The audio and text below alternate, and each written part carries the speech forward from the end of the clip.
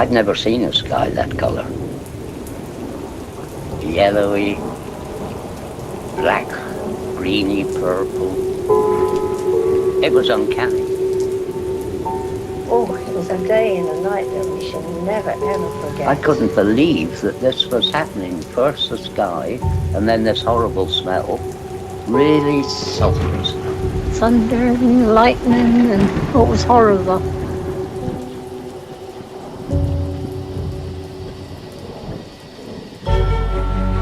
We're in very great danger from the pollution that's coming down over us. And we've been led astray by the military-industrial complex. Dangerous chemicals over us from Is the government experimenting with our weather? That's the question at the heart of a phenomenon called chemtrails, is now a term getting referring to the widespread visible attention. trail left by aircraft Millions in of the tons sky. of toxic poisons released by our planes During the Cold as part War, of the government United plot to States affect military climate change. conducted the government is up there in airplanes spraying all kinds of chemicals to change or manipulate the weather, leaving what you see there, and they call that a chemtrail. Geoengineering. They say it puts poison in the soil. Tests show high levels of these chemicals in our rain and soil. Using planes to spray chemicals into the atmosphere to manipulate or control rays. And that's why health department records show a sharp increase in barium and aluminum in California's water supply. We shall propose further cooperative efforts between all the nations in weather prediction and eventually in weather control. The armies need to know more and more about weather that surrounds this planet is a vital part of the expanded research program of atomic weapons. We all talk about the weather. The Army is doing something about the weather.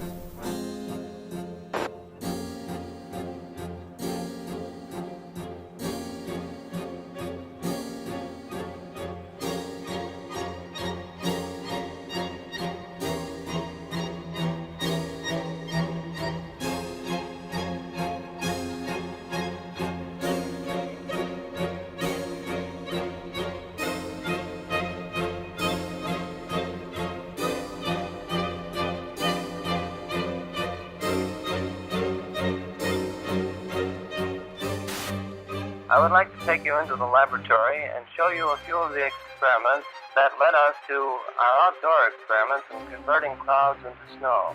Using our home freezing unit, such as this, we can form supercool clouds just like those in the natural atmosphere by taking a tiny piece of dry ice such as this and scratching it so a few tiny fragments fall into the supercool cloud. Long streaks develop.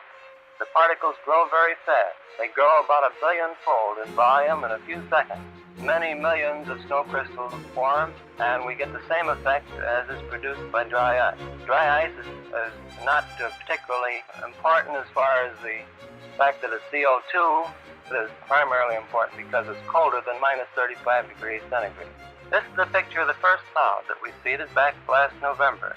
Flying in a small Fairchild plane, and putting dry ice from a small dispenser in the bottom of the plane, and within minutes saw long streamers of snow falling from the base of the cloud and evaporating into the drier air below. Under many conditions, of course, full-fledged snowstorms will be produced in this way. Nature at last has permitted to do a little something about the weather. Using Schaefer-Langmuir techniques, the Army Signal Corps and Office of Naval Research began conducting many of these experiments. In 1947, Project Cirrus expanded to test cloud seeding on a hurricane traveling eastbound 350 miles off the coast of Jacksonville, Florida. They dropped 80 pounds of dry ice into the raging storm, only to realize that the hurricane suddenly changed direction and began traveling back towards the United States. Savannah, Georgia, was hit by record-breaking winds of up to 85 miles per hour. More than 1,500 people were left homeless, and at least 2 people died. The total damage was reported in the millions of dollars, and the project and its participants were blamed for what happened. On the night of the 15th of August 1952, the worst flood in British history swept through the tiny seaside village of Lynmouth. 90 million tons of water devastated the area, killing 35 people and leaving over 400 homeless. 40,000 tons of boulders were dragged off the moors, destroying houses and cars. Reporters spoke to squadron leader Len Otley. He confirmed that he worked on Project or Operation Cumulus, which was also referred to as Operation Witch Doctor. What's more, in mid-August 1952, Alan Yates, a lecturer at Cranfield School of Aeronautics at the time, was asked to take part in cloud seeding experiments. According to Yates, the artificial rain fell over Lynmouth and washed the village into the sea. Newly declassified documents prove that Project Cumulus was indeed going on the day of the flood that year. Project Skyfire, a U.S. forestry research operation concerned with the study of lightning in all of its manifestations. Project Skyfire is aimed at lightning fires in western Florida. In detail, the manner in which your work involves you in the dispersion of clouds, which happen to have some effect on, or rather bring about thunderstorms or what have you. Could you tell our audience something about that type of work? Laurie, we're conducting experiments in cloud seeding aimed at determining whether or not weather modification techniques might possibly prevent lightning fires. We carry this work on by seeding clouds with silver iodide nuclei. We disperse silver iodide from specially developed generators located either on the ground or on aircraft. Our experience has been that we can do the best job through aircraft seeding. Again, man looks to his own efforts to increase the flow of water. Since the 1946 experiments of Dr. Vincent Schaefer, we have known that some clouds can be modified through seeding to yield additional precipitation. In 1961, Congress directed the Bureau of Reclamation to begin a long-range study of cloud seeding with the aim of eventually augmenting the nation's supply of water. The program, called Project Skywater, continues at many sites throughout the United States. Eventually, if the research program proves successful, the methods learned will become part of our nation's integrated water resources program. In 1962, during the Vietnam War, American forces responded with Operation Ranch Hand. Over the next 9 years, spraying an area about the size of Massachusetts with defoliants, the most notorious being Agent Orange. Large swaths of Vietnam were left barren. Enough food to feed 600,000 people for a year has been destroyed. Despite this sudden devastation, U.S. officials said the spraying created no lasting harm. Milton Ross, a Special Forces advisor near Pleiku, has a son born without the tips of his fingers. North Vietnam charged today that defoliants have produced many instances of miscarriages, congenital defects, and monstrosities among children. The Vietnamese government insisted the cause was Agent Orange. Although that war was long ago, there is lingering anger about the United States' use of a controversial defoliant spread by American aircraft on the jungles there. An epidemic of birth defects, brain damage, and rare cancers still affecting hundreds of thousands of Vietnamese today. According to environmental studies, high levels of dioxin could still be found in the soil in certain areas and had seeped into nearby lakes. Agent Orange was a safe product when it was used in the Vietnam War, and it's a safe product today. I got something to say. I want to know how come the fascist pigs have been seeding the clouds. Right. Last hour the airplanes going over twice with all the smoke coming out of them seeding the clouds. And I want to know, why that stuff is going down, man. And why doesn't the media report that stuff to the people, man? I'm telling you what happened. The planes come over for an hour and a half and they seeded all the clouds. People of unknown origin were seeding the clouds over the I don't know what they hope to prove, man. Project Storm Fury assembles a team of highly trained scientists and technicians to fly into mature hurricanes. Scientists working on the project were convinced that they could reduce hurricane devastation using a process called cloud seeding by spraying the thunderclouds inside the hurricane with a chemical called silver iodide. This would become known as the Storm Fury hypothesis. The seeding planes fly across the eye and into these clouds, seeding the supercooled water droplets from the belt of maximum winds outwards. As the silver iodide turns the supercooled water into ice, the heat released during this process causes the seeded clouds to grow and develop into a new outer eye wall.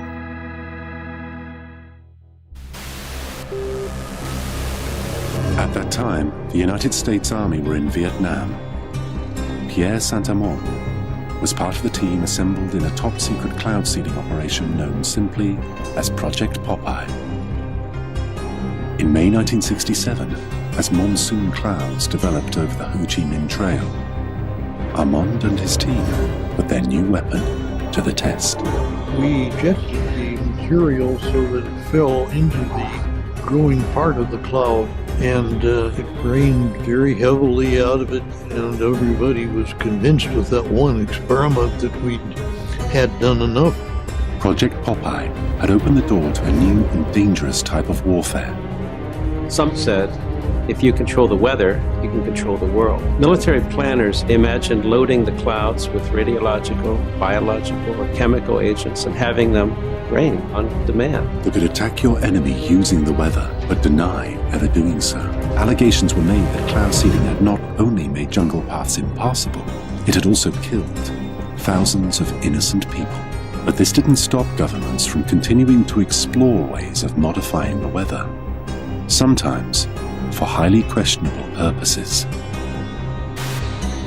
And that message calls for new frontiers, new visions. It calls for us taking the steps now that will make us no longer second in space and in science. It lays the predicate and the foundation for the development of a weather satellite that will permit man to determine the world's cloud layer and ultimately to control the weather, and he who controls the weather will control the world. It lays the steps that's necessary to provide a nuclear rocket that will produce benefits that are so unlimited that I couldn't tell you about them if I had all that. July 1976. Strange, unexplained blackouts in worldwide communications plague the globe and are covertly transmitting extremely low-frequency waves, otherwise known as ELF waves. It's called the Russian woodpecker because it was essentially that sort of clicking, pecking sound. In 1982, a report by Pentagon researcher El Ponte alleges the Russian woodpecker signal is actually creating layers of artificial ionization in the upper atmosphere, which means it could have been bending the jet stream and altering global wind patterns. There's been a lot of research in military labs over what you can do with putting radio waves into the atmosphere. Some of the research indicates that one can move the jet stream around and thus induce weather conditions. It's no coincidence that the United States began building its own mysterious array of antennas. HAARP is the High Frequency Active Auroral Research Project, originally a joint effort of the Air Force and Navy in cooperation with a number of academic institutions. Of 180 antennas, approximately 72 feet tall, linked together to function as one giant steerable antenna. Steerable because it can aim millions of watts of ELF waves into one tiny patch of the atmosphere. HAARP is one of several ELF wave transmitters located all over the globe. Working in tandem, these transmitters alter the weather anywhere in the world, potentially changing the jet stream's course entirely. The intense energy being beamed into the sky by HAARP sends pulses of ELF waves into the ionosphere. The waves get reflected back down and pass through the earth and ocean. But HAARP's startling potential doesn't end there. It's linked to a strange phenomena occurring in our skies. On clear days, you can often see long white lines being traced high in the sky. They are contrails of jet aircraft, actually long, slender clouds. Weathermen are finding them especially fascinating because a theory is being developed that those long white lines may be changing our weather for the better. Details from Roger O'Neill. The exhaust from jet engines, usually seen as long, thin trails of white clouds behind high-flying jet airplanes, may be a big reason why there are 30 fewer days of sunshine a year in the Midwest now than there were in 1900. The daily range between high and low temperatures has also narrowed. In the absence of natural clouds, given the correct atmospheric conditions, jet aircraft in high frequency can almost completely cover the atmosphere with clouds. No one is trying to make clouds now using jet engines, but this study suggests that jet travel is inadvertently making our days more cloudy. And someday, weather researchers may be able to use jets on purpose to change our weather. Roger O'Neill, NBC News, Champaign, Illinois. And finally, a federal report today predicted possible catastrophic warming of the Earth by the 1990s with the strong climate change. Hurricane Gloria is moving on the East Coast tonight like a monster out of a science fiction film. 3,000 homes went underwater, and of those, almost 900 were destroyed. From 1987 through 1992, California experienced the most severe drought in the state's history. According to NOAA, an anomaly occurs in the jet stream. The winds appear to change direction, blowing east to west instead of west to east, indicating the jet stream coming into the west is suddenly much weaker than normal, causing a drought. By 1995, the jet stream returns to normal. Here there were huge problems with flooding, intersections and parking lots underwater, homes threatened, people trapped in the river that you see out here behind me, forcing those dramatic rescues. This U.S. Air Force report graphically outlines the military's desire to exploit and manipulate the weather for the purposes of war by the year 2025. According to one of the most harrowing lines in this report, quote, "Weather modification is a force multiplier with tremendous power that could be exploited across the full spectrum of war-fighting environments."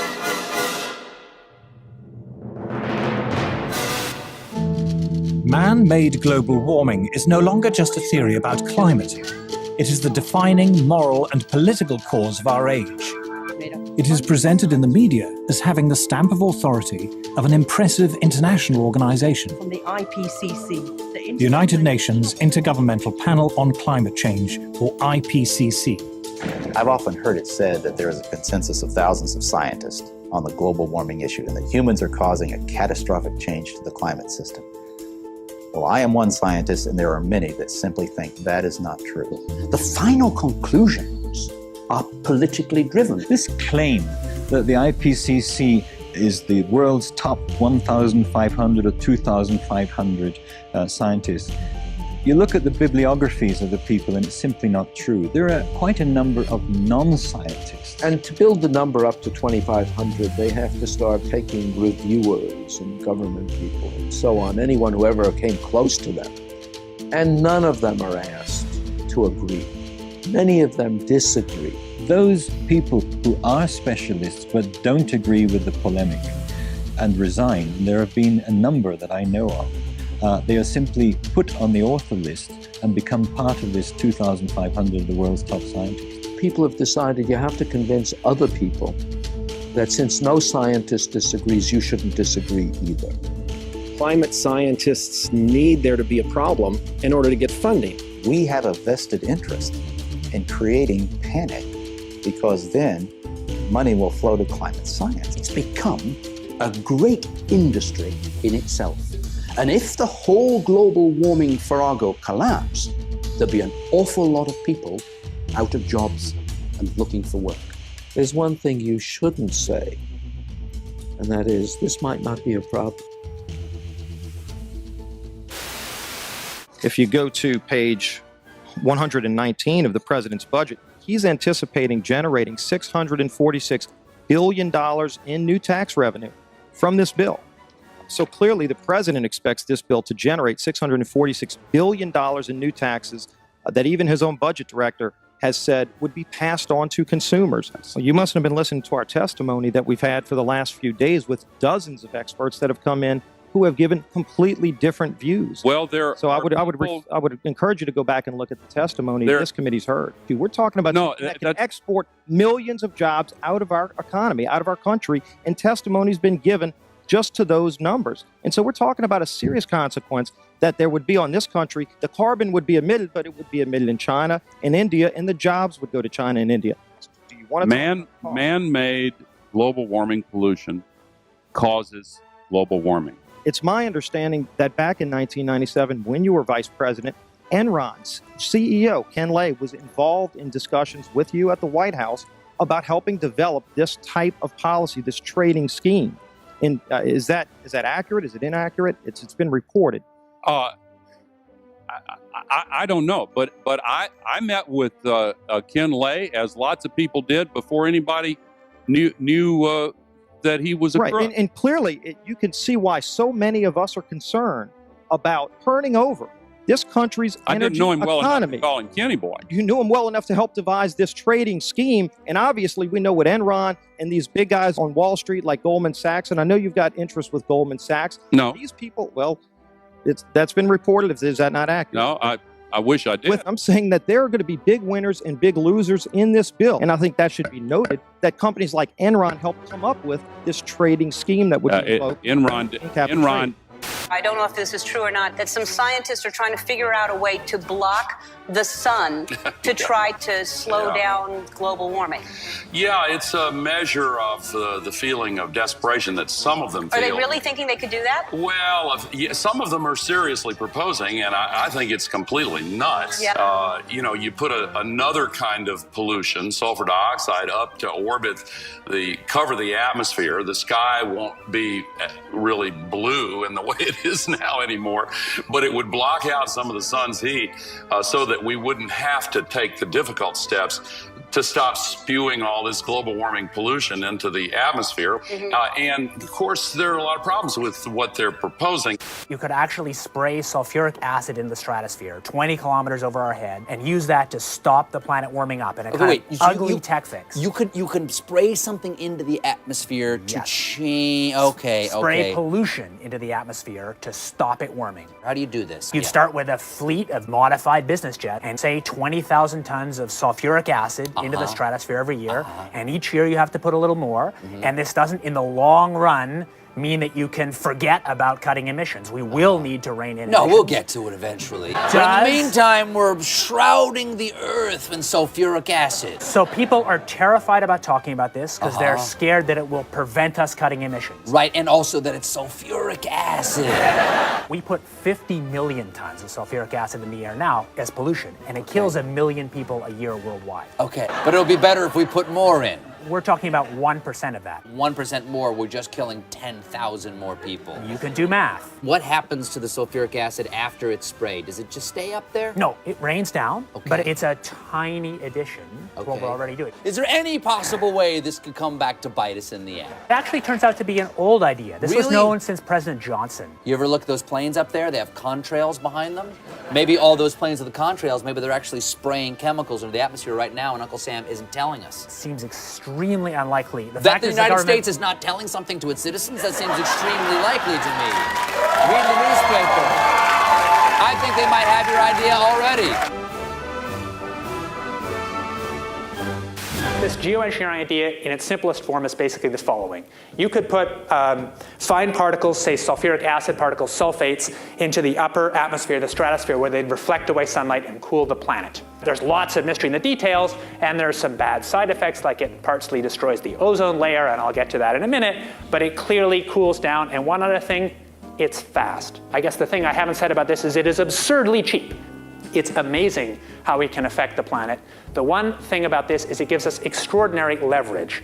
This improved science and engineering will, whether we like it or not, give us more and more leverage to affect the planet, to control the planet, to give us weather and climate control, not because we plan it, not because we want it, just because science delivers it to us bit by bit. What is geoengineering? It's really two very different things. One is ways that we would alter the amount of sunlight the Earth absorbs, and so cool the planet, partly offsetting the effects of carbon in the atmosphere, and that's called solar radiation management, or in some technocratic way, SRM. And the other one is to take carbon out of the atmosphere, so-called carbon dioxide removal. Before we get on to solar radiation management, let me ask you about the carbon dioxide removal. A Royal Society report here in the United Kingdom back in 2009 said that no method of carbon dioxide removal has yet been demonstrated to be effective at an affordable cost with acceptable environmental impacts, and they only work to reduce temperatures over very long timescales. I think that's exactly right, and I can say that both as an author of that report and as somebody running a startup company trying to capture CO2 from the air. Before we get into the pros and cons of it, how solar radiation management might work. conceptually it's simple. The doing it is not the hard part, but you could use aircraft or other methods to deliver literally tons or millions of tons of very small reflective aerosols, tiny particles, say, to the upper atmosphere. Spraying them out at a high altitude. Correct. Isn't one of the problems with the climate and studying the climate is that it's incredibly difficult to know exactly how it works. It is very difficult to model. Sure, it's impossible to know exactly, but you can still learn a lot. So we actually ran a survey almost a year ago now that took data, high quality data, from 1,000 people in the UK, Canada, and the US to try and understand public support for research on these technologies and what kind of political leanings influence people's decision to be for or against. And in fact, we found pretty broad support for research. But that particular opinion survey that you're talking about, it also came up with the finding that 64% of subjects agree that humans should not be manipulating nature in the way suggested by solar radiation management. Exactly. Well, that would suggest that there isn't particularly broad support at the moment for the theory behind this. There's not broad support for doing it, and I think that's quite a healthy thing. I mean, I'm one of the people who, maybe starting 20 years ago, most helped to open the door to get public conversation going on this thing. How do you think, in that case, the public can be convinced, given that there is, as we saw with this project in Britain, tremendous skepticism even about research at what you say is a very, very benign level?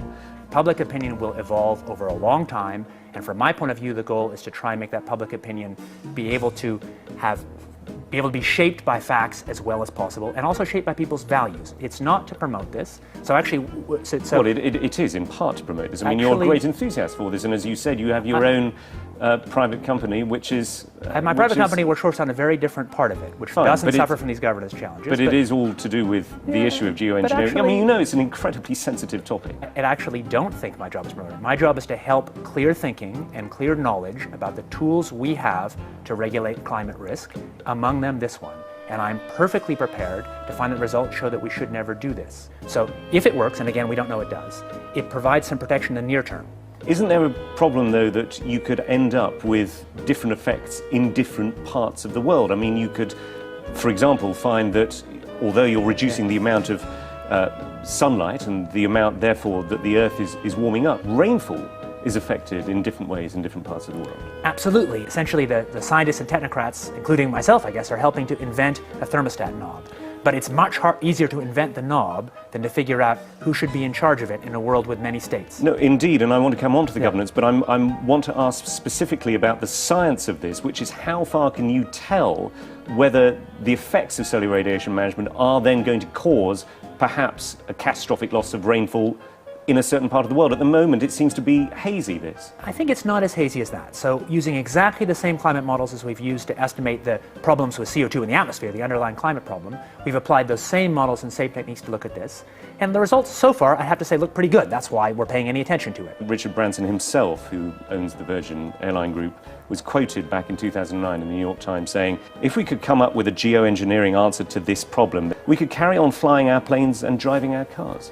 Is going to cost a lot of money. And yet I mean, let's be clear here, you and your company are after Branson's money. The cheapest thing to do is to use the atmosphere as a waste dump. And if we want to stop doing that, we must have laws that restrict the ability to use the atmosphere as a waste dump. My question is, are you not concerned that you and your company, Carbon Engineering, is looking for money from people like Richard Branson? It's funded, I think, in part by Murray Edwards, who is a key figure in tar sands, which is seen as one of the dirtiest fuels on the planet. It is. Are you not slightly concerned about the people who you're getting into bed with? I'm happy to take money from serious folks who have a broad set of interests. No problem. First of all, I should say, for work on SRM, on these very high leverage technologies that have security concerns, I believe there should be no private action, there should be no for-profit action. I believe it would make sense for SRM to actually restrict or eliminate the possibility of patenting. Isn't your company involved in several patents at the moment? This is the difference. So for capturing CO2 from the air, that's an encapsulated small technology, which can be regulated by the normal laws. It's inherently expensive, so there's no risk of sucking all the CO2 out of the air because it costs so much. Any technology you have that removes CO2 will have local risks, maybe unacceptable risks, but those risks can be managed by the normal local risk management we have. So I think that I'm happy to see private action on cutting emissions by making solar power or electric vehicles or capture from air. I'm not happy to see public action on technologies with this huge leverage, like putting particles in the stratosphere.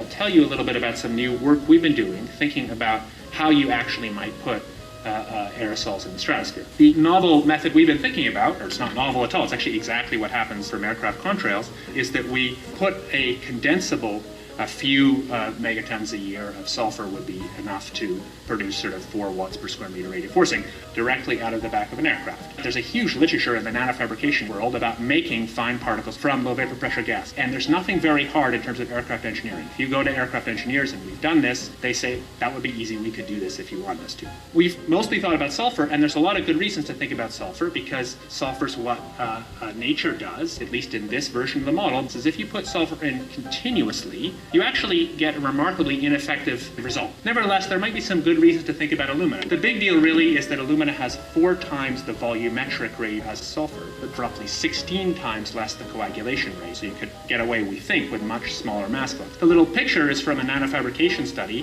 which shows you can make high-quality alumina particles just by spraying alumina vapor out, which oxidizes. So it certainly seems pretty cost-effective and easy to do this with aircraft that are not very different from conventional aircraft. High-class business jets like the Gulfstream have wing designs that are very efficient. So with slightly different engine choices, they can easily deliver large weights up to sort of 20 kilometers or a little higher. And you could do that by either building new versions of these aircraft or even re-engineering existing aircraft. We have engineering firms that can do it. So you go to an engineering firm and you want this done.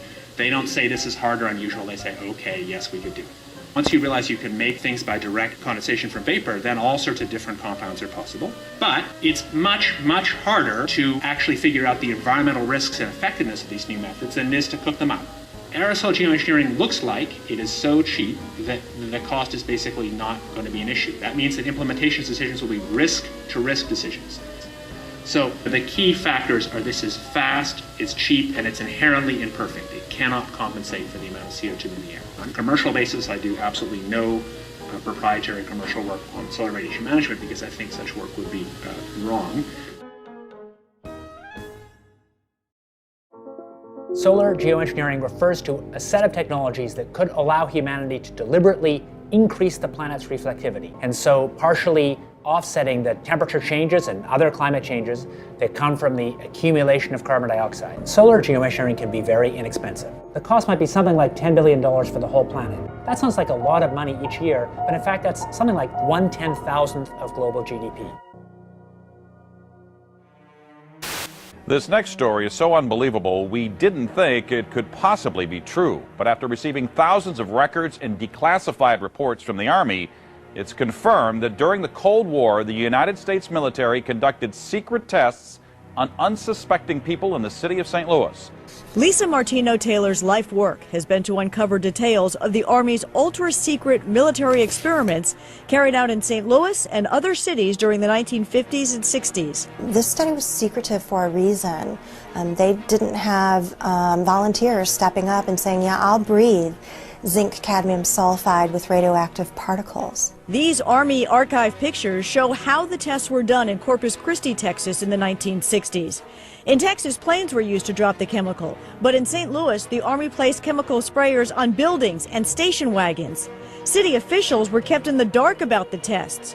The Cold War cover story was that the Army was testing smoke screens to protect cities from a Russian attack. Clearly, they went to great lengths to deceive people. By making hundreds of Freedom of Information Act requests, she uncovered once classified documents that confirmed the spraying of zinc cadmium sulfide. The greatest concentration of this compound was sprayed near the Pruitt-Igoe housing complex just south of downtown St. Louis. It was home to 10,000 low-income people, and an estimated 70% were under the age of 12. Martino-Taylor claims they all unknowingly inhaled this compound morning, noon, and night, so the government could measure its effects on their lungs. So this was in violation of all medical ethics, all international codes, and the military's own policy at that time. And Venezuelan leader Hugo Chavez has once again accused the United States of playing God. This time it's Haiti's disastrous earthquake that he thinks the U.S. was behind. Spanish newspaper ABC quotes Chavez as saying that the U.S. Navy launched a weapon capable of inducing a powerful earthquake off the shore of Haiti. He adds that this time it was only a drill, and the final target is destroying and taking over Iran. A wild accusation from Iranian President Mahmoud Ahmadinejad. He says Western countries are causing drought in certain parts of the world, including Iran. He says They're using high-tech equipment to drain raindrops from clouds. He basically says European countries are stealing rain from Iran for their own use. You know, they were talking about climate change yesterday, and now we're learning that scientists and researchers are looking at how to change the weather on purpose. That's right. Lasers now could one day manipulate rain and lightning. That's right. Well, as Mark Twain once famously said, everyone complains about the weather, but no one ever does anything about it. Well, instead of doing a rain dance, we physicists are firing trillion-watt lasers into the sky to actually precipitate rain clouds and actually bring down lightning bolts. When you have water vapor and you have dust particles or ice crystals, you can precipitate rain. It condenses around the seeds. These seeds can also be created by laser beams. By firing trillion-watt lasers, you rip apart the electrons, creating what are called ions, bringing down rain and even lightning. I remember reading the stories that China had used this during the Olympics, that the USSR had used this after Chernobyl to create rain clouds. I mean, did those really work then? We have some of these capabilities now? Inconclusive. Even in the 60s, the CIA used this to bring down monsoons during the Vietnam War. Governments have been playing with this thing. Alleged to. Alleged to, right. Yeah. Now, we realize that for decades now, these governments have been alleged to have experimented with weather control, but nothing conclusive. We're actually using trillion-watt lasers now. They precipitate rain out of water vapor. Sure enough, you can actually bring down electricity down the beam. The bad news is, if it's a clear blue sky, it's not going to do anything at all, because it only takes water vapor that's already in the air and condenses it. However, you name it, outdoor events and agriculture and flooding and even hurricanes, all of them could be subject to weather modification. Terrorists no longer the CIA's only priority. The U.S. intel agency now investing in weather? Well, they're looking into something called climate engineering or geoengineering, which is a way to manipulate the climate to mitigate the effects of global warming. And they think that maybe this might pose a national security threat in the form of exacerbating water shortages or causing more regional instability in places like Darfur or in India-Pakistan region, in the Kashmir region. So they want to find ways of mitigating climate change, and they're investigating, are there possible ways of doing that? Scientists have been researching this have been thinking about this for quite some time. There are two general ways of engineering the climate. One is called solar radiation management, which is putting particles into the atmosphere. So like if you think of a volcano explodes and it releases particles and that cools down the planet. So that's one way. You can put a balloon up in the atmosphere and spray particles. And then another way would be to possibly bring down carbon dioxide out of the atmosphere in a process called carbon capture and storage. They're basically funding research by the National Academy of Sciences. Okay, so the CIA is not trying to control the weather. We've tried that before and it doesn't really work, but they're trying to impact climate change. They want to have a lot of tools in the arsenal in case climate change is as bad as some scientists believe it is. They want to have a way of mitigating it. You told one of our producers at this point it's pretty doubtful this is a viable terror threat right now. I don't see I don't see the CIA. Yeah, I don't think that it's going to be an immediate threat. It's definitely something that's going to be a long-term, decades down the line sort of thing. Well, there you go. Another example is the array of technologies, often referred to collectively as geoengineering. One that has gained my personal attention is stratospheric aerosol injection, or SAI, a method of seeding the stratosphere with particles that can help reflect the sun's heat in much the same way that volcanic eruptions do.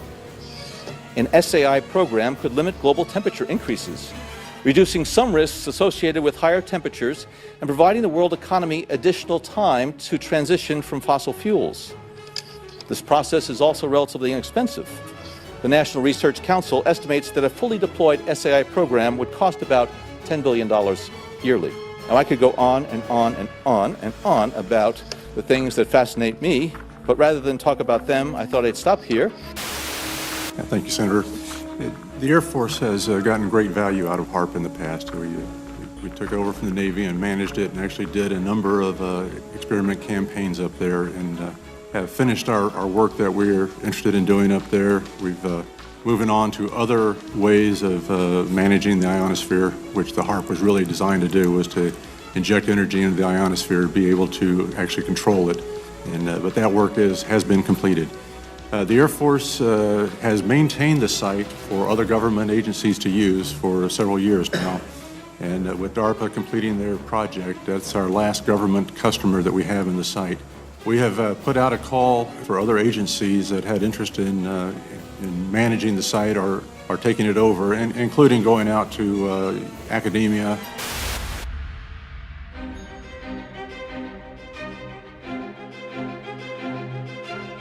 International corporations are modifying our weather all the time, and they're modifying it in ways that cover thousands and thousands of square miles. Programs are impacting microclimates needed for our crops to survive and needed for pollination. The other issue is that a lot of times we're talking about mitigation for climate change. It's rather an undefined term at this period of time. And so what happens is that many times we're talking about artificially putting chemicals like sulfur or particulates into the atmosphere in what they call geoengineering schemes to reduce, supposedly, global warming. And if you take and you put up into our skies chemicals to reduce the amount of sunlight reaching the earth, you are going to begin to reduce crop production.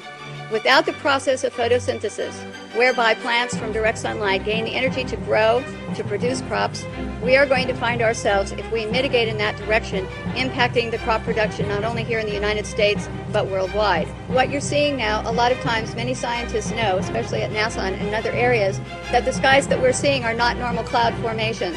These are man-made. In California, the State Department of Health drinking water tests were examined between 1970 and this year, and we found unusual spiking in barium, aluminum, strontium, manganese, and all of these spiked at the same time in various drinking water supplies across the state of California and also in Arizona. So what's happening with these atmospheric tests is that aluminum, as one example, gets into the root systems of our trees, and it looks like the trees are dying of drought, but they're not.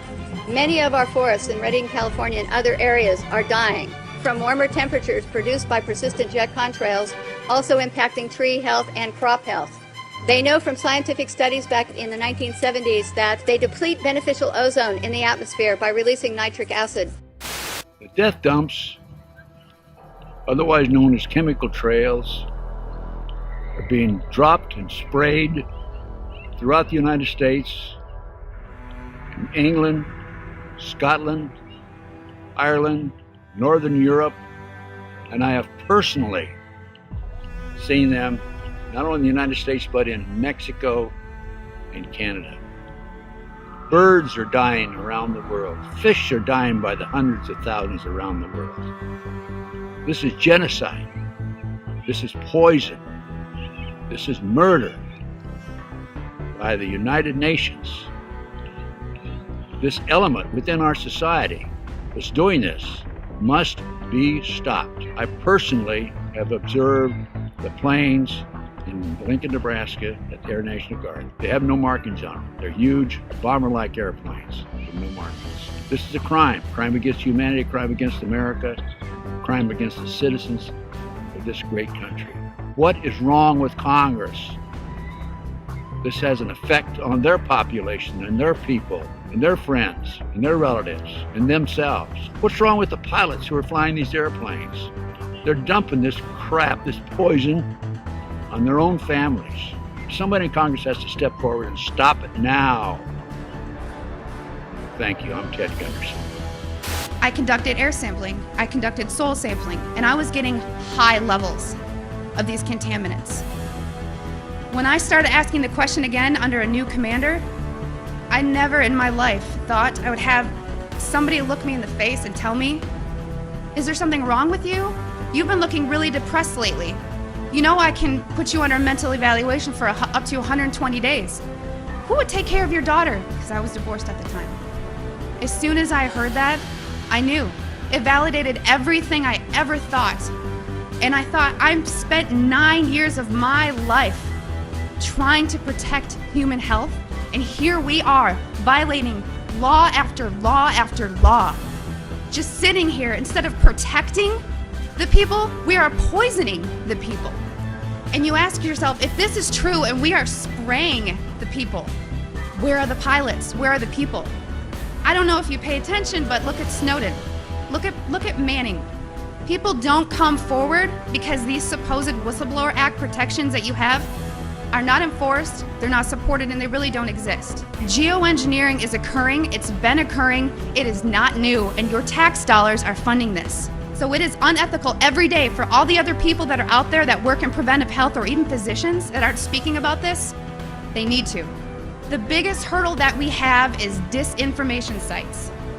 I never say them, but I'm going to today, so that you know if anyone ever gives these to you as a reference to debunk you, it's Metabunk and Contrail Science. Those are two websites that are ran by a government shill named Mick West. He is a computer gaming programmer who tries to tell you about persistent contrails. So somebody who isn't even credentialed in chemistry or physics or ecology, none of that, is trying to tell you that you're crazy. You have to understand that I have met people who used to be purposeful disinformation trolls, as we call them. These people are paid to get you on board to believe a website or an article.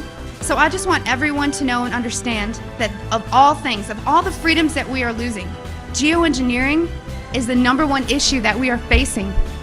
Because you can have guns and money and you can have everything. If you don't have food and water and you are dying of respiratory or neurological illnesses, what does it matter?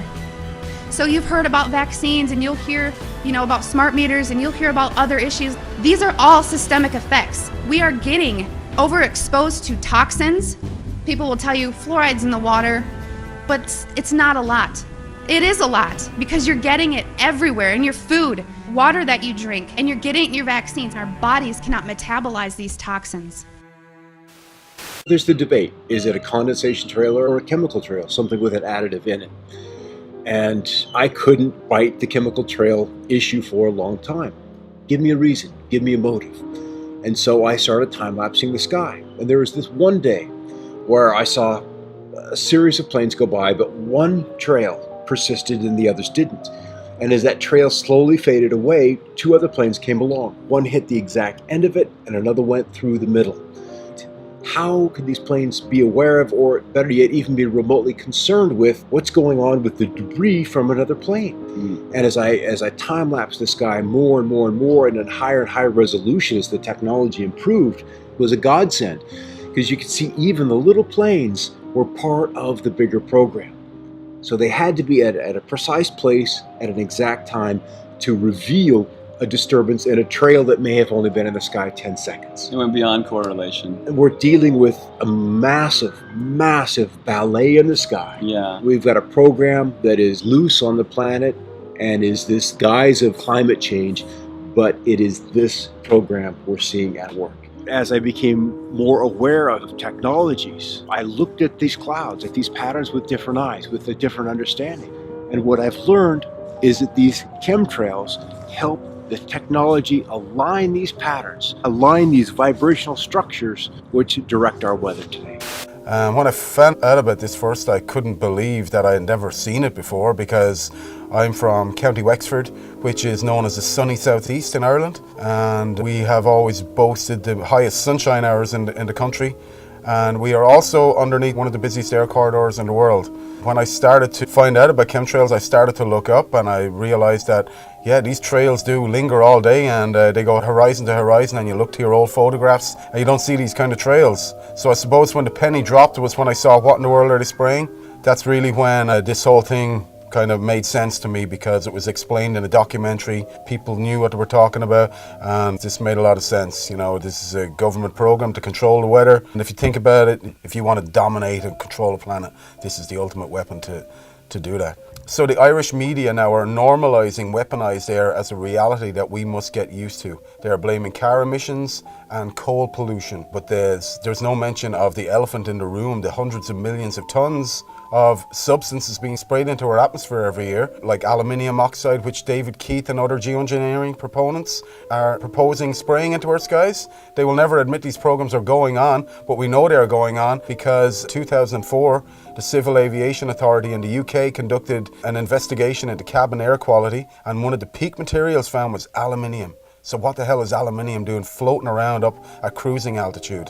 So now Monsanto miraculously have an aluminium-resistant seed that can grow in aluminium-contaminated soil. Why would they have such a thing unless they knew of a problem that was down the line or already happening? Last year in 2015, a study came out of Keele University in the UK, and bees were found to have had massive high quantities of aluminium in their brains. This is a big problem. We need bees to keep the food chain sustained and to keep it alive. And now Monsanto have recently bought a bee research company called Biologics in 2012. And they have genetically modified a bee that can only pollinate Monsanto crops. And also, this bee is resistant to all pesticides. So why would they want to design such a Frankenstein creation unless they knew of a problem that already existed or a problem that was in the pipeline? Dementia now is the biggest killer in women in the UK. And what's the main cause of dementia? Aluminium accumulation in the brain cells. We are in the fight of our lives. All sources needed for life to exist are under direct attack from these programs. Oxygen, sunlight, and water. Once you know about this, you have a duty of care to get involved. As a caretaker of this planet, we must all come together to stop these programs because we can do it. Once you find out this is going on, you understand that the air you breathe is being compromised. Things don't get any worse than that. You're standing at the end of the plank, what else do? You got to take action, otherwise you are condoning what's going on. Silence is compliance. So we got to speak out. We spend a lot of time outside looking up at the sky, and not a lot of people do that anymore. March 14th, 2014, in Eureka, California, I was driving the vehicle with my 2 kids, and we were watching this chemtrail for about maybe like 5 minutes it had been going. And I noticed that there was this large flash that lit up the entire sky, similar to what lightning would do. So we're driving towards the sunset, and the drone was coming this way, and it came over, and about there, that's when we saw the light, and then it went straight down from that angle. The difference that I'm finding when I see a drone spraying compared to an airplane spraying is when the drone sprays, it seems that it's more of an upward angle from the ground to the sky, as if it was launched from right below where it was. And with the plane sprayers, it seems like they go from one side of the horizon to the other side. The reason that the people probably stand on the sidelines is because, you know, they don't really want to stand out. And I don't mind standing out. That's part of my personality since forever.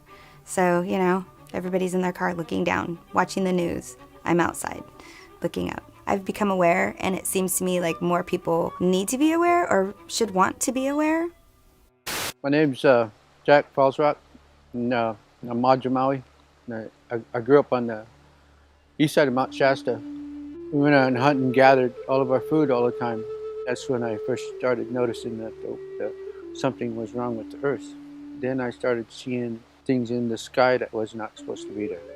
And then I seen that what caused those things was the planes that was flying over, and they were polluting the sky. And I was wondering why don't they care about the sky? What I noticed, you know, is this really strange weather. You know, it really disrupts everything. You know, I noticed that too. You know, how when it gets cold sometimes. And then it gets hot, and then it gets cold, and it gets hot. You know, it disrupts this environment here, you know. I mean, anybody that understands when they grow things, you know, they know that the weather can't change like that. You don't have to be a scientist to understand that.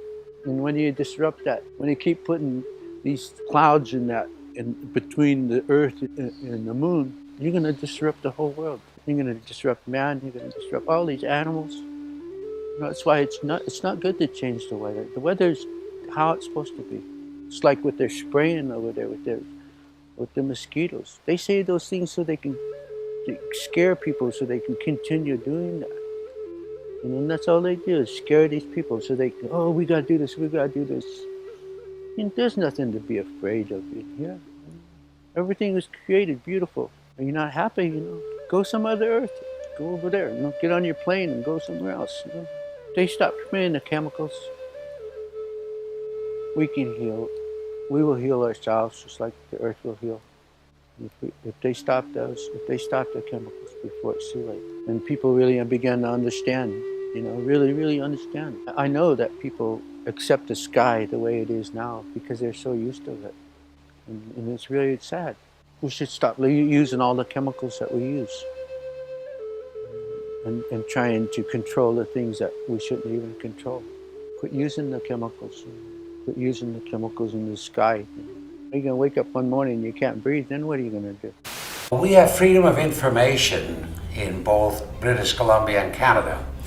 So I first inquired from the province because I was relatively close to the people there, so I thought I could probably find out more from it than I might from Canada. However, I did get a quick response from the province saying basically they knew nothing about it and they couldn't help me. It took a long time for me to get a response from the federal government. I requested the information through the Freedom of Information legislation in about 2013, I think it was. And it was 2014 in March when I finally got a response. I got 47 pages, of which 10 were blanked out completely, and 6 or 8 had comments, this information cannot be provided for you under section whatever of the Freedom of Information Act. So I didn't get all the information. There's a lot out there that they haven't told us.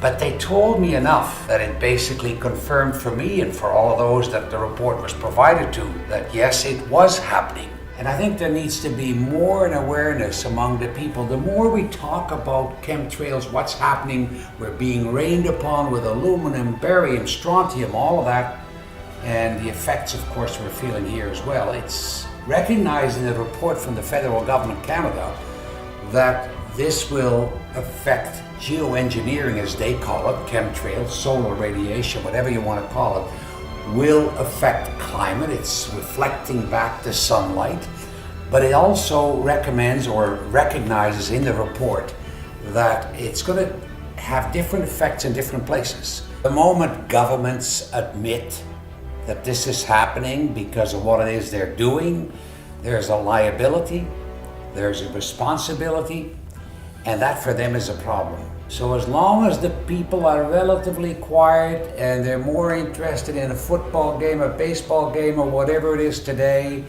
as I said earlier, create an awareness. And I point to the sky every time I see the chemtrails, and whomever with me will know that those are chemtrails. If I'm not doing it, my wife will certainly do it. Lillian points it out every time to everyone, and that needs to happen. I guess for the most part, the populace still thinks that governments can't do that to us. It's impossible that it's happening. If the government came out, or the bureaucracy or whatever came out and said, we're very involved in genetically modified foods, or we're creating chemtrails, which means that you're being rained upon with aluminum or whatever, that would probably not go over too well. That would be politically very unpopular. You would have an outcry, you would have a protest, you would have a mini revolution. So they're going to try and keep it down as much as possible. You're not going to see a whole lot of politicians or bureaucrats jumping on it. The pressure is going to have to continue on. There's got to be a lot of it. It obviously, the result will be enormous public awareness. Once aware, they're going to fight it. They're going to be on our side. We're going to be together on the issue. That's important. I first got into chemtrails when I had some solar panels fitted onto my roof, and I noticed on the days that the sun was out, it was great, 4 kilowatts, happy days. And then I noticed some days it got down to 1 or 2 kilowatts, when actually the weather forecast sun. I'd never taken much interest in the weather until I was earning money out of it. And then when you find out you've earned only a fifth of what you should have earned according to the weather forecast, then something wasn't quite right. And I'd never heard the word before, chemtrails. And then when I went and looked it up on YouTube, I couldn't believe that somebody would actually spray the sky with lines deliberately. And yet, as the weeks went by, I found out absolutely it's true and they were doing it. And it was costing me money. There's other subjects that have come along in the meantime when I thought, is there anything that could be done to stop this? And having found other subjects, people like Wilhelm Reich's name was coming up, and even later Tesla. Wilhelm Reich, very, very clever person in as much that he realised there's an energy in life that's very, very powerful and important and is related to good health. And after many years of investigation, he found out there were some fantastic properties to this, and he called it orgon, which is related to ether. Other people came along, people like Trevor Constable, who looked at generating and changing the weather with certain pieces of equipment. And this isn't the use of chemicals, this is actually the use of equipment which reacts with ether, and it's perfectly 100% natural. Wilhelm Reich actually found out there was amazing cures with ether, and one of them was cancer. He actually cured the people that the hospitals discarded and put them on the scrap heap basically and says, we can't cure you. And Wilhelm Reich virtually cured every single one of them. He understood what ether was about. And how he found out about the cancer is that when you change the frequencies of DNA, the DNA loses all its instructions. And that means that the DNA grows distorted and it can't grow the way that it should grow. In other words, if it's part of your skin or it's supposed to be part of your kidney, it grows into a deformed piece of the body that shouldn't even be there. But by correcting the frequency, the DNA goes back to grow how it should do. And that's one of the amazing things he was working on. Tesla proved beyond any shadow of a doubt that he can actually tap into the energy which is already there.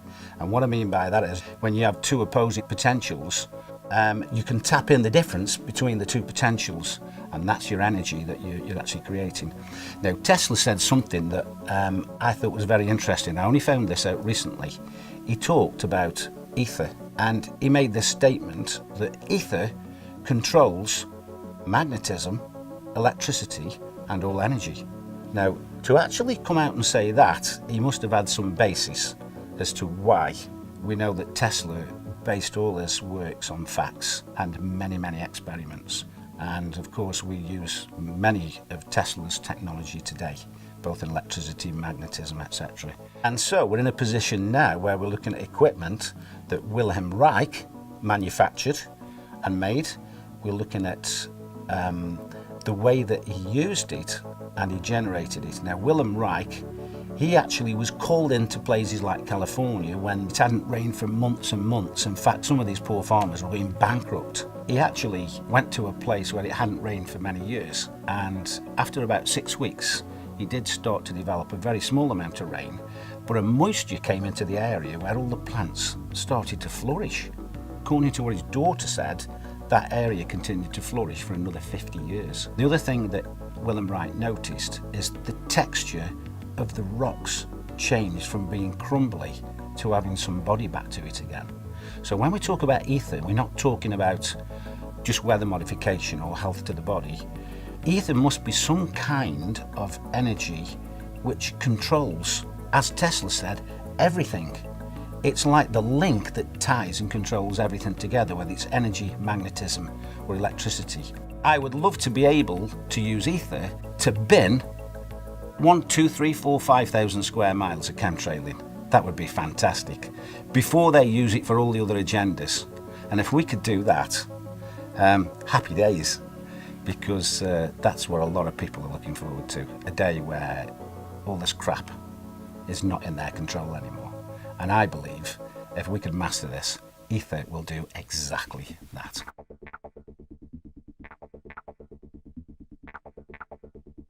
Tonight we're going to talk about this. We're going to talk about the sickness behavior. We're going to talk about why people are having these problems. We're going to talk about how the trails are affecting us, because they are now. There's no doubt. Even the EPA said so. They just made mention of it about, a couple months ago, actually, last summer. They admitted it. The EPA said it's affecting you. 888-673-3700. That's 888-673-3700. I'm Clay Lewis. You're listening to Ground Zero, and we'll be back. In the United Kingdom, they just published their mortality statistics for 2016. And you'd expect, okay, what's top 3? Cancer, heart attack, stroke. Always has been. Number 1, dementia. Number 1. Which of course includes Alzheimer's, which is caused by aluminum. They found carbon nanotubes in Parisian lungs. In Turin, half of the children had severe DNA damage from nanoparticulates. And there's a study that came out recently showing how nanoparticles interfere with the nuts and bolts of the internal workings of your cells and cause rheumatoid arthritis, which is just one of the very many autoimmune diseases we're all coming down with. We don't need any more evidence. We need to get this out into the public consciousness and say, oh, hell no. I wanted to let you know that there was a study that was released back in the summer of 2016, the Environmental Protection Agency. They declared that emissions from jet engines endanger the health of human beings and the environment. They pointed out they were investigating the possibility that lingering contrails, this is what they called them, lingering contrails contribute to dangerous heat waves, more powerful storms, lengthening of fire seasons, and other dangerous consequences. Well, there's a new study about air pollution that's revealing that, once again, the particulate, the aluminum and barium that we talk about in the trails, is creating dementia. For older women, breathing air that is heavily polluted by metals and other sources of fine particulates nearly doubles the likelihood of developing dementia, and the cognitive effects of air pollution are dramatically more pronounced in women who carry a genetic variant known as APOE, that's APOE-E4, which puts them at higher risk for developing Alzheimer's disease. There are so many things going on, and it's because these nanoparticles are disrupting the workings of our cells. Our bodies attack ourselves, and it goes nuts. But just concentrating on what's being sprayed is only half the story. The electromagnetic aspect of this is devastating. The Russians were using the woodpecker program back in the 80s. They could change it right here. Yeah, because it's very long wavelength. It travels a very long distance. And it's such simple technology. Our body's resonant frequency is 5 hertz. All you have to do is just point that at someone, and if you pick someone up and shake them at 5 times a second, they'll fall apart. There's so much research on the cognitive, physiological, and other effects of electromagnetic radiation on our bodies and our minds. And, put a burrito in the microwave, it does something. You'll often find you just be going about along with your day, and then suddenly, bam, you're extremely tired, you just have to sleep. And you'll find a lot of people at the same time will have those things.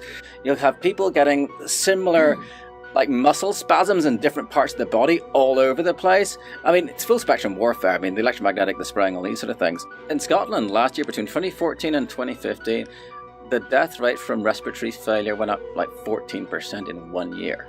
That's statistically significant. I mean, why aren't they asking, why, is this massive jump? Italy's death rate overall went up 11%. This is carnage. So when you're looking at the spraying, it could be private contractors doing it, Sure. Weather modification, it could be a number of things that they're doing. Geoengineering, of course, Matt, he was the one that introduced me to the idea of geoengineering being used and doing the studies of geoengineering. That's what we talked about the last time you were on the program. Well, you heard that now the bees are an endangered species. Exactly. I was reading about that the other day, that they now have made them an endangered species, and that's frightening. Because before we had what did they call that, hive colony collapse disorder. Yeah, colony collapse disorder. They said the colony collapse disorder could be because of Roundup, Monsanto. You name off all these things. But think about this: the bees are dying of the same type of problems that we're having, and that is dehydration, not getting enough water, not having enough water in our bodies, having diseases that are creating this sick behavior that we're having, and the bees get it too. Even people who have good night's sleep are not feeling it. They wake up tired, they wake up dragging, and so what else could it be but something environmental, something toxic that we're being exposed to? It's got to be above government because it's global. Right. They're doing it all over the world. Yeah. China, Russia, everywhere. And then that's the thing. If we don't know who, then we don't know all of the answers for them, and they can't make a solid opinion. One of my biggest frustrations is the line, "They wouldn't do that to us." I've heard that too. Why would they do that to us? Because they have families too. And I tell them, well, I have a genetic disorder that makes me prone to cancer. And why? Because they were testing nuclear weapons in the West Deserts of Nevada, St. George, Cedar City area in Utah. My family was subjected to that radiation, which caused some DNA problems, and it got passed down to me. And your son. Yeah, and my son. They did that because they felt that was more important than the lives of people. Spend a few bucks, get your rainwater analysis, you can get your hair analyzed, and I have footage of these sprayers, and they show up on flight radar. I don't know any airline that does not spray. They aren't told, oh, by the way, turn this switch when you get to a certain point. It's all done centrally. There's plenty of patents where the substance actually gets injected into the exhaust. I mean, there's a US Navy patent called the powder contrail generator. There's so much freaking evidence. It's insane. Technocracy, this crackpot idea dreamed up in the 1930s. They wanted to replace the economic system with an energy-based thing. But if you have a gold-based economy, you know how much a loaf of bread is worth and compared to the amount of gold there is. But with energy, you have to know how much energy is being stored, transferred, whatever, at all times. Hence, smart meters, smart every freaking thing, reject it. The official line on this whole thing is, oh, we're all gonna die from global warming and we might just have to spray sulfates into the sky to reduce global warming. David Keith, Ken Calder, and Alan Roebuck are the three main guys who go out to do this stuff. They'll only talk about sulfates, but their own papers say, actually, sulfates don't work. They stick together, they fall out of the sky. Instead, you got to use nanoparticulate aluminum, barium, strontium, magnetite, and so on. And this character Dave's research, according to US Code 50, section 1520A, I think, it's legal to spray chemical and biological warfare on a civilian population as long as you call it research. So it's banned as warfare, but you can do it in your own populations. So I think all the spraying is generally done by people's own militaries. What they're doing is they're establishing a geoengineering governance regime. It's a self-proclaimed regime. They asked for papers to identify things like, should we even involve the UN? Should we take into consideration human health impacts? What role will public perception and opinion play while we establish this solar geoengineering governance regime, self-titled regime? So Patrick and I, we independently submitted papers. I hired a PhD. My paper delved into the human rights aspect, that we have the right to environmental decision-making participation. Both of our papers were, of course, rejected. It is their plan to do full-scale deployment. They claim that all of the research that we've been seeing, these grid patterns, are research. They're admitting to it. The chemtrails, the geoengineering, the solar radiation management, okay, and now you can even look up the Solar Radiation Management Governance Initiative, SRMGI.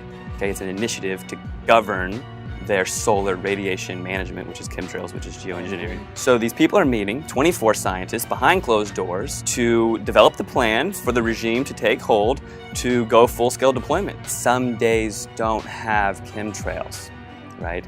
Some days are clear. And really, the more clear days you get in a row, the more likelihood it is that you're gonna get a grid pattern coming up. But this irregular pattern of appearance where you not only have no lines in the sky, but you also don't have the air traffic. Okay, listeners, feel free to look up at your sky, look at that air traffic, see those days where there's nothing going on. And this irregularity in the appearance it's the clue, it's the first clue for the newbies. Chemtrails are also called solar geoengineering, it's also called solar radiation management, it's also called stratospheric aerosol injections. Okay, and what they like to do is they like to confuse us with the terminology. It's all one thing, right? It's all chemtrails, it's all geoengineering, it's all solar radiation management, stratospheric aerosol injections, whatever word you want to give it, it's all treason. It's very, very obvious that chemtrail does not behave like an actual cloud formation. It forms out and fades into a milky haze, all right? Irregular pattern of appearance, the number of trails seen simultaneously at a given time. When you're sitting out there and it's a normal day and then all of a sudden a dozen planes show up and grid the sky, whereas you've seen 3 planes all day, something is going on there. That's it. It's that simple. How come all of a sudden all the planes show up at once and zigzag the sky? We got broken trails, all right? Things are going on where they're mixing chemicals in the sky. They're using the atmosphere as a laboratory. That is a quote from NASA. Using the atmosphere as a laboratory. Okay, the exhaust is often coming where the engines are not. Okay, this wakes the people up. In 1983, we had 50 companies, right? 90% of the media. 1983, 50 companies encapsulated the 90% of the media. Now it's been consolidated down to 6 companies. Those 6 companies are owned by just a couple families. Everything is controlled. They hand a script to the entire nation. And your local broadcaster is reading something that was planned to build your mental construct to control the way you think about everything. A child's happiness is priceless, especially on a birthday. A child's happiness is priceless, especially on a birthday. A child's happiness is priceless, especially on a birthday. A child's happiness is priceless, especially on a birthday. A child's happiness is priceless, right? Especially on a birthday. A child's happiness is priceless, especially on a birthday. A child's happiness is priceless, especially on a birthday. A child's happiness is priceless, especially on their Civil society actors that, quote, manifest the will of the public. They call these astroturf because almost everything has been co-opted. They contemplated how they were going to convince us that we need solar geoengineering to block out the sun. They say society is lousy at strategy, but we are not. A few suggested that to shift the conversation in productive ways, geoengineering will be characterized publicly as a terrible choice. We'll start the conversation by introducing them this problem, and we'll tell them that it's a horrible idea. Problem, reaction, solution. So here they come out immediately. Geoengineering, a horrible idea. Geoengineering climate fixes could harm billions. During this short time frame, Forbes magazine, Washington Post, chemtrails are not real, showing a picture of chemtrails. So if you're new to this, you're being educated by your trusted news sources, okay? And they're telling you there's nothing to see up there, don't worry. But wait in 6 months, they're gonna tell you they've got a cure for global warming, and it's identical to what they have proven to you does not exist. Geoengineers to spray sun-reflecting chemicals from a balloon. They think that we're so dumb that we see the lines coming out of the planes, we see these rare halos going around the sun, and then all they have to say in the newspaper is, well, we're gonna use balloons, don't worry. Geoengineering gets green light from federal scientists, 2017. March 25th, we've got new clouds for you, 12 of them. 12 new clouds? And how does this correspond to this entire agenda push? And the name for these vapor trails, Homo mutatus, which literally means man-made. The World Meteorological Organization has decided to add 11 new cloud classifications. That's to their international cloud atlas, and this is a big deal because it is the first time they've added anything in 30 years. Forget being on cloud 9, we are on cloud 12 because that's how many new types of clouds have been added to this historic update coming from meteorologists. I'm a little biased, right? Exciting stuff, guys. All right, so the new types include the Volatus or roll cloud, which has been designated as a whole new species. You can see it gets its name from this long horizontal tube-like shape. Next one up, we have the cavum, or the hole punch cloud. This big circular gap is sometimes caused by aircraft taking off and landing. Very easy to see, right? Makes sense there. And we also have the spiritus. These are gorgeous. It's actually my favorite. It's kind of looking like it waves while you're underwater. I mean, these are actually beautiful. I mean, check these out. And then finally, we also have the big surfer waves of the fluctus cloud. So beautiful, right? There's just a sample of the new additions that we have. Meteorologists, sky watchers, daydreamers, we're all geeking out, guys.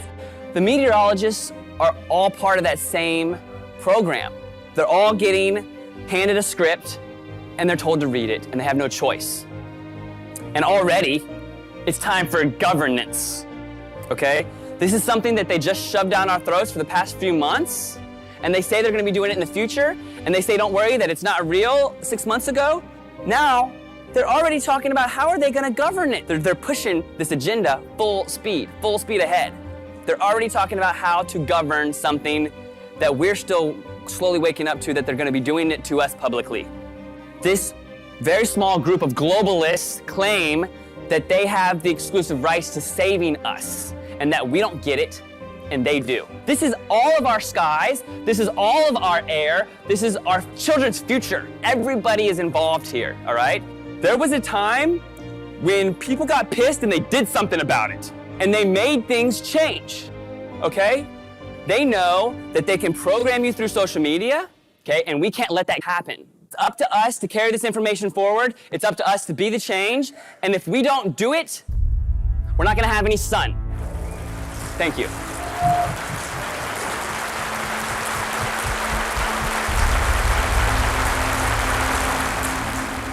For in the final analysis, our most basic common link is that we all inhabit this small planet.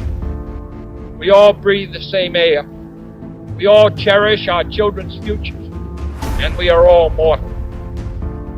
Geoengineering, chemtrails, forced vaccinations, population control, weather modification, war games. We have not given consent. You cannot spray the atmosphere with toxic chemicals and expect no ramifications. These chemicals go into our food, our air, and our water supply. Ill effects of these have been recorded as headaches, flus, breathing problems, skin problems, and my major concern is Alzheimer's disease. Aluminium causes nerve damage. Fluoride in the water works with aluminium in the air to cross into our brains. At this moment, about 24,700 young people around the age of 30 and above have Alzheimer's. In the next 10 years, 400,000 people in Australia will have dementia. It is now the third leading cause of death in Australia. About 10 years ago, I did a degree in environmental management. It's concerning to me that in that short time, we were brainwashed to believe in population control, that our Earth could not sustain itself if we didn't intervene. The Earth has enough resources for everyone. We need to change our thinking, but also change our actions. If you have never heard of these terms before, then please start looking at the sky and make your own decisions.